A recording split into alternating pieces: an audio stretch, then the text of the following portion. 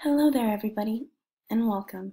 My name is Isabella Perea, and I'm here to talk to you about one of the biggest human rights issues in our world today. Typically, when many of us think of the concept of slavery, we see an old and outdated system of human degradation that serves no place in the modern world. But little do we know that one of the biggest forms of slavery is still going on today. It's called human trafficking, and it is the world's fastest growing international crime, with more than 1.8 million men, women, and children being trafficked annually.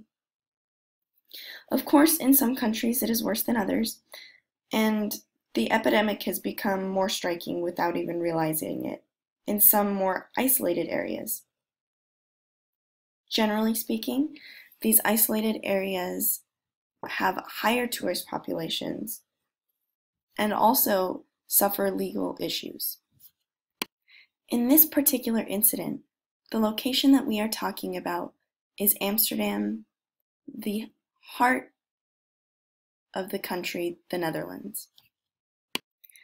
Being a city that is notorious for its overwhelming freedom, it is no wonder why Amsterdam has also become one of the biggest hubs for human trafficking in the world. Of course, it is not the entire city of Amsterdam, but rather a small 4-kilometer stretch known as the Red Light District. While it is the oldest area of the city and stretches only 4 kilometers with a very, very small width radius, there are still 6 million tourists annually who come to experience the varying levels of freedom from legal prostitution to uncontrolled substances. Yet with this kind of freedom, we often see serious troubles. In this case, that has been an influx in the use of human trafficking to provide, the necessary amount of women it takes to keep this sort of tourist industry alive in the legal area of prostitution. But what can you, as a bystander, a tourist, or even a city official, do to correct this problem? Well, here is where we are going to find out. For you today, I've prepared a very basic 4-step plan that details my best surmised list of solutions to end this egregious crime, one step at a time, so as to heal the lives of victims everywhere. As many of you know already, or have recently just found out in the past several minutes, prostitution and other sexually explicit activities are legalized in this small area in Amsterdam.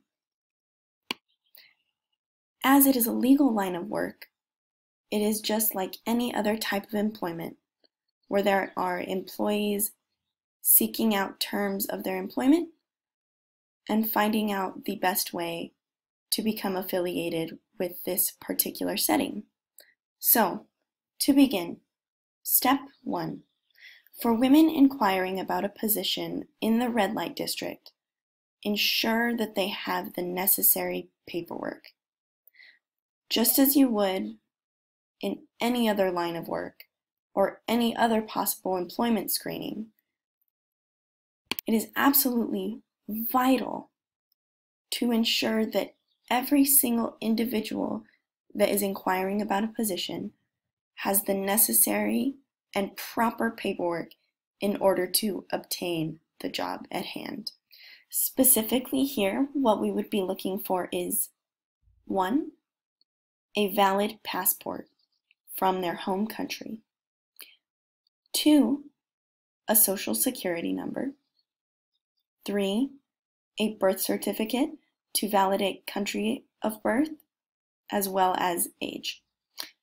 Next is a worker's permit. And finally is a residency visa if the woman who is inquiring the line of work is not currently from the Netherlands. Of course, it is not enough for the individual who is seeking employment to just have the right paperwork, but it is absolutely vital to bring in the proper employees who will help review this paperwork, ensure that it is all orderly, and more importantly, all truthful and correct.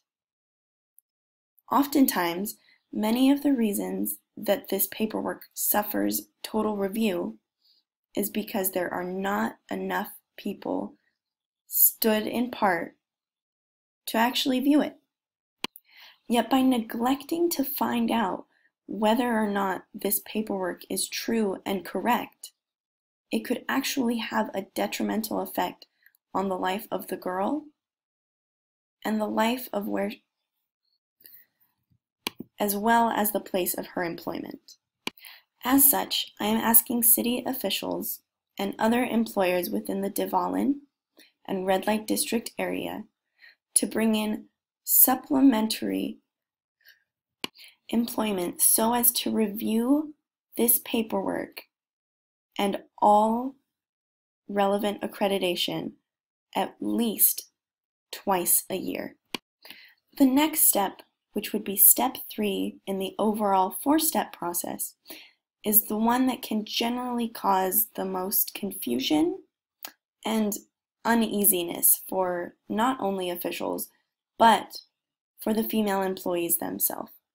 This step is face-to-face meetings with the women/employees to review their paperwork as well as their health concerns at least twice a year during the same time of the biannual review. During these meetings, it is very important to be diligent of change in the female's appearance, change in their health, updates to their residency and/or visa status, or missing or updated info since the time of the last review. The final step, step 4, is critical to the process of ending human trafficking. As the Red Light District sees nearly 6 million tourists annually, it becomes important to encourage these patrons to anonymously report strange or suspect information, whether they have direct contact with the female employees or are just bystanders. In these cases, important signs to look out for are physical signs of abuse, verbal concerns, submissive or fearfulness, appearance of being underage, and poor housing and/or working living conditions. Next, we have the costs and benefits portion of this presentation. And what it comes down to is pure economics. The tourist industry in the city of Amsterdam ranks in several billions of dollars per year for the city due to tourism and other related activities in the area. But by allowing human trafficking to go on in such an isolated area, it can become a hindrance for many people who begin to become aware of this epidemic. Therefore, by employing, say, 100 extra people biannually to review employee paperwork at a cost of €10 per hour for each individual, we are only looking at a real price increase of several, maybe $100,000 to pay these employees. But the reality is how effective it can really be to diminish the use of human trafficking just by having a few more hands on deck to make sure that there's nothing going on behind the scenes. So this is where you all come in. I've said my part and I've given you my information, but here is your call to action. As citizens, as officials and as fellow human beings. First, be aware. Second, be in a position to help. Third, look out for the warning signs. Fourth, know the facts. And finally, be a part of the solution. Thank you all so much for taking the time to join me today.